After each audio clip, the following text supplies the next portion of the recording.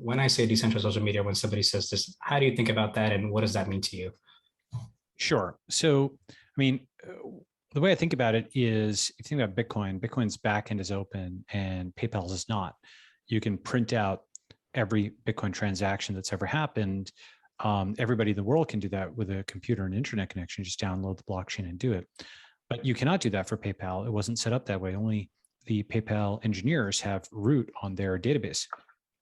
And so that's why I think of what blockchains are, is they're the next step after open source. You go, they're not just open source, you also have open state and open execution. Open state meaning the backend is open and public.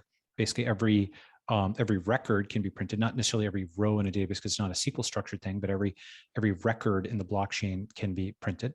And it's also open execution, where if you run a node, you are able to see every opcode. And insofar as people didn't trust a ranking algorithm of some kind, the decentralized social media implementation of that, people could run the equivalent of a decentralized Twitter node or Facebook node.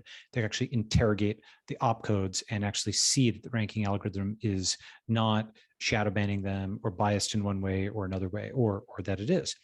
And so once you have an open backend, once you have open state and open execution, here's some things you could do. For example, if you had a properly decentralized Twitter, you could print all tweets, you could load them into a database, print all tweets that are a particular string, print the entire social graph, sort every follower by the number of tweets they like. You could do sentiment analysis. You could send end-to-end encrypted messages to other users using their public-private key pairs. And perhaps most importantly, you could integrate this with every aspect of your backend. Just it basically sits next to your Postgres, because your slice of an open state database is actually yours. You have root on it.